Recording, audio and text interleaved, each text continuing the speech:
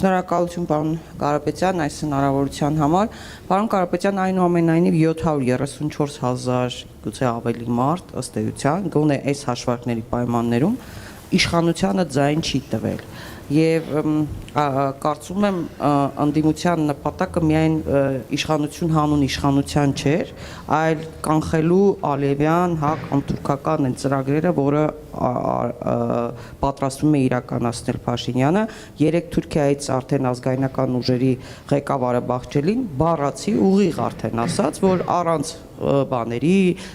երկիմաստությունների բանի, ասում է ուղիղ պետք է ասել Զանգեզուրի միջանցքը դա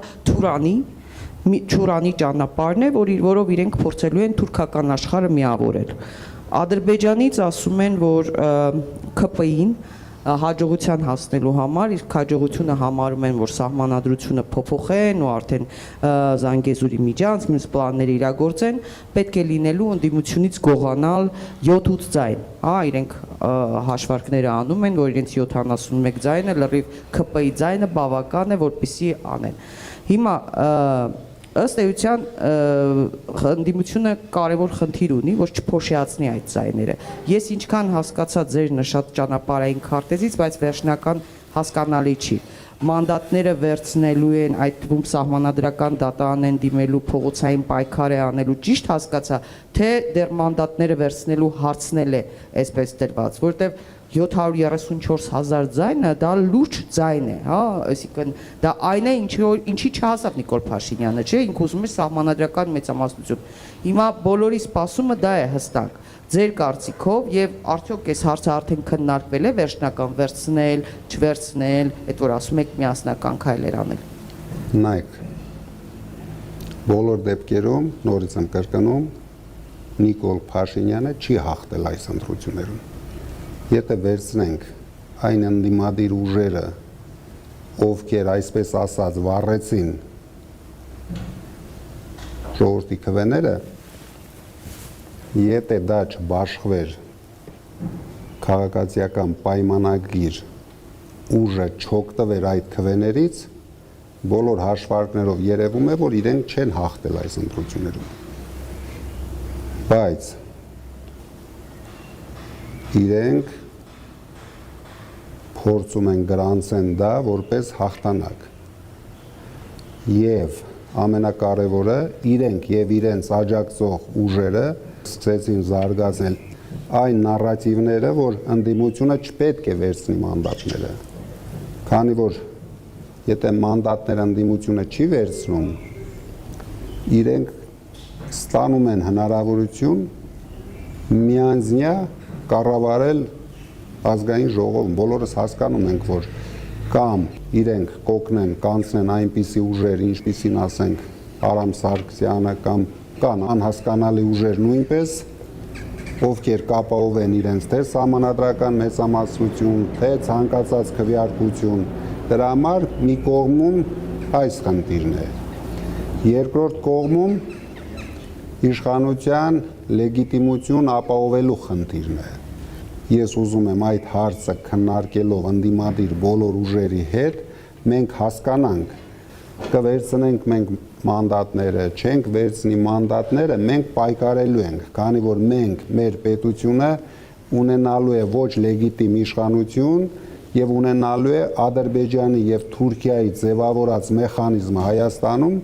որով տանելու են մեր երկիրը թրկացման եւ կործանման։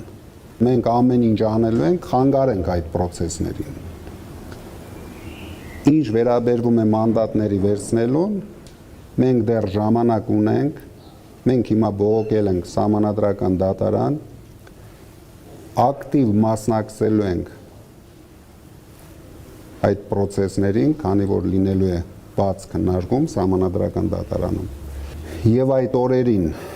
այն հանրահավաքը կլինի, որի մասին ես հայտնեցի, սահմանադրական դատարանը պարտավոր է կայացնել ճիշտ որոշում, քանի որ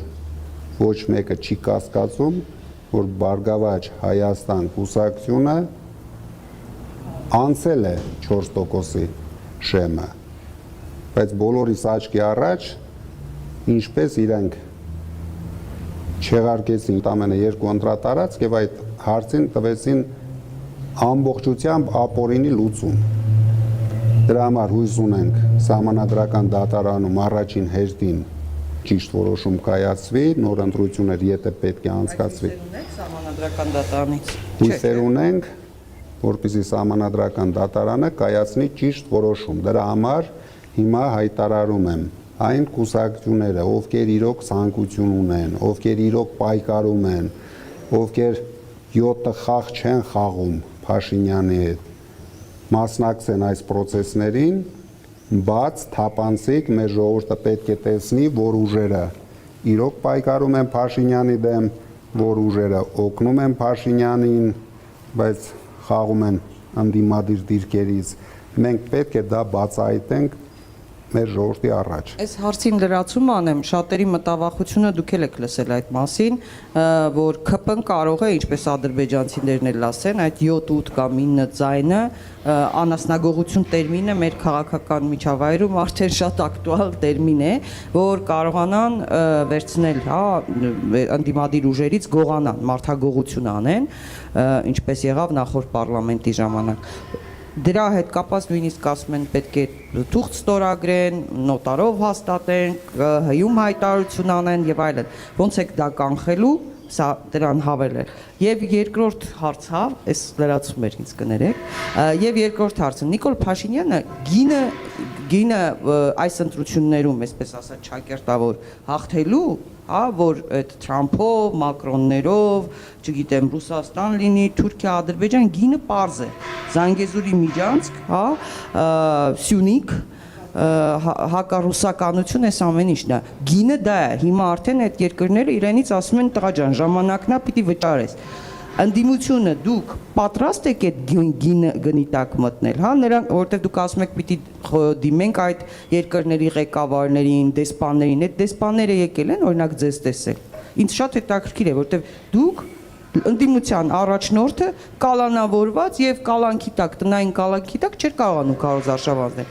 Եկել է որևէ հատկապես արևմտյան եւ նաեւ Ռուսաստանի որևէ դեսպան եկել է ձեզ հետ հանդիպի։ Քանի որ մենք նոր ենք ապացուցել, որ մենք գլխավոր ընդդիմադիր ուժ ենք, հույս ունենք դեսպանները դրա վրա լուրջ ուշադրություն դարձնեն։ Եվ մենք ցույց տվեցինք, որ մենք մեծ ուժ ենք։ Մենք նույնիսկ հաղթող ուժ ենք։ Դրա համար ես հույս ունեմ իրանք դրան շատ ուշադիր կլինեն։ Մինչև հիմա իհարկե ոչ մի հանդիպում չի եղել, բայց ես հույս ունեմ իրենք էլ հիմա կհասկանան ինչ խնդիրների առաջ կանգնեցրեցին իրենք հայ ժողովրդին, քանի որ իրենք էլ իրեն ձևով մասնակցեցին այս ապօրինություններին, դա ոչ միայն արևմտյան երկրների, ես հույս ունեմ նույնիսկ Ռուսաստանի դեսպանն էլ ուշադիր կլինի այս հարցերին, քանի որ բացարձակ ապօրինություններով կատարված ընտրություններ են, նույնիսկ աշխարհի մասշտաբով, ոչ միայն Հայաստանի կամ ՍՆԳ-ի տարածքում։ Այսպիսի ընտրություններ ինձ թվում է ոչ մեկը աշխարհում չի տեսել, երբ ընտրության օրը, ընտրությունից 1 օր առաջ ձերբակալվում են կոնկրետ մեր քաղաքական ուժի բոլոր գլխավոր գործող մարդիկ, բոլորը, շտաբերի պետերը եւ շրջաների համակարգողները, բոլորը 103 մարդ կալանավորված են մինչև հիմա։ Կալանավորված են ամուսիներ։ Դա նոնսենս է աշխարհի մասշտաբով։ Դրա համար դրան պետք է ուշադրություն դարձնեն բոլոր դեսպանները։ Իսկ ինչ վերաբերվում է Թուրքիայի հայտարարություններին, Ադրբեջանի հայտարարություններին, դա հավատացեք առաջին քայլերն են։ Մենք ամբողջ ընտրաշավի ժամանակ զգուշացնում էինք 300,000 ադրբեջանցիների մասին։ Մենք զգուշացնում էինք Ալիևի հայտարարությունների մասին, Ալիևի վտանգավոր հայտարարությունների մասին։ Եվ մենք շարունակելու ենք զգուշացնենք մեր ժողովրդին սպասվող վտանգների մասին։ Ես ոչ մի կասկած չունեմ, որ Թուրքիան ունի նպատակ, դրա համար ես ասում էի, որ այս ծրագրի մեջ մասնակցում են գորժ գայլերը եւ այդպիսի գորժ գայլեր հաստատ մենք տեսնենք մեր ազգային ժողովում կոնկրետ գորժ գայլերի ներկայացուցիչներին դրա համար մենք հարկ ենք համարում նորից զգուշացնենք նորից պայքարենք որովհետեւ մենք եթե չենք պայքարում մենք տեսնենք այդ ամեն ինչը մեր կյանքում ինչ կաներ իրենց հայտարարություններով փորձեն կարեն մեր վրա այդ ընտրակաշառքները, չգիտեմ, տարբեր ձևերով եռագլուխ կուսակցություն, իրենք տեսան, որ արդեն եռագլուխը չկա, արդեն մենք 500,000 գլուխ ենք, 500,000 գլուխ են արդեն, ավելի ճիշտ նույնիսկ 800,000 գլուխ են, եթե համարենք փոքր կուսակցությունների, չէ, փոքր կուսակցությունների հավաքած ձայներն էլ 6-700,000 գլուխ ենք, իրենք գործ պետք է ունենան ոչ թե 3 գլխի հետ, իրենք հիմա պետք է գործ ունենան արդեն 6-700,000 գլխի հետ եւ այդ գլուխները ամեն օր շատանալու են, քանի որ իրենք ամեն օր ձախողվելու են դուք հիմա տեսնում եք առաջին քայլերը ամբողջությամբ ոչնչացում են Հայաստանում գյուղատնտեսությունը ամբողջությամբ ինչ կանել ուզես փողերով խրախուսես մարդկանց խապես նորից բայց դա շատ ժամանակավոր բան է եթե բոլորս հասկանում ենք եթե ձեռնարկությունը փակվեց իրեն ռեստարտ լինելու համար ամիսներ ու տարիներ են հարկավոր որովհետև դրան գործող մեխանիզմներ են գործող աշխատողներով գործող բանվորներով իսկ հիմա դուք կարող եք որպես լրագրողներ ստուգել արդեն հիմնականում գյուղատնտեսական հիմնարկները իրենց բանվորներին անվճար բաց են թողել ինչ արագությամբ կարող են այդ ռեստարտ ապահովել մենք չգիտենք ես տեսնում եմ որ լուրջ վնաս է հասցվելու Հայաստանի տնտեսության առավել եւս գյուղատնտեսությանը դրա համար մարդիկ պետք է դա հասկանան մարդիկ պետք է մեզ լսեն վստահեն որ մենք ոչ մի շահ չունենք մեր հետևում չկան պետություններ դուք բոլորը տեսաք նախընտրական փուլում ոչ մի պետություն չարեց հայտարարություն մեր օգտին դրա համար մենք հենվելու ենք մեր ժողովրդի վրա ավելացնելու ենք մեր ժողովրդի վստահությունը մեր նկատմամբ դրա համար համախմբելու ենք ընդդիմությանը համախմբված ընդդիմության վստահությունը ունենալու է նոր էֆեկտ սիներգիչսկի էֆեկտ մենք հենվելու ենք այդ էֆեկտի վրա եւ ամեն քայլ ճիշտ գնահատելով կանենք մեր հաջորդ քայլերը ինչ վերաբերվում է մանդատներին վերցնելուն ես արդեն բացատրեցի իհարկե Փաշինյանը եւ իր կողմնակիցները չեն ուզի մենք մանդատ վերցնենք բայց մենք ուշադիր քննարկելու ենք դրա համար ասում եմ բաց քննարկումներ է լինելու ուղիղ ետերում են լինելու այդ քննարկումները որ մեր ժողովուրդը ճիշտ գնահատի բոլոր հարցերը մանդատները ճիշտ է վերցնել թե ճիշտ չի վերցնել ընդդիմության մեջ դուք տեսնում եք շատ պատրաստված գրագետ մարդիկ կան ավելի ճիշտ գնահատականներով մեր ժողովուրդը դա նորից պետք է լսի դրանից հետո մենք ունենք սահմանադրական դատարանի որոշումը թեկուզ լավ կամ վատ բայց դա լինելու է որոշում մենք նույնպես ցույց կտանք ժողովրդին որ այս մեխանիզմն է աշխատում եթե վատ որոշում լինի չկա սահմանադրական դատարան երկրորդ թե մեկ օր առաջ մենք տեսանք որ Հայաստանում գոյություն ունի կենտրոնական ընտրական հանձնաժողով 1 րոպեում ապօրինի որոշում կայացրեցին մի ամբողջ կուսակցության հավաքած 60,000 ձայները դրեցին ջրեցին Մենք հերթով պետք է ցույց տանք բոլոր կառույցների ապօրինությունները եւ դրանից հետո նորից եմ ասում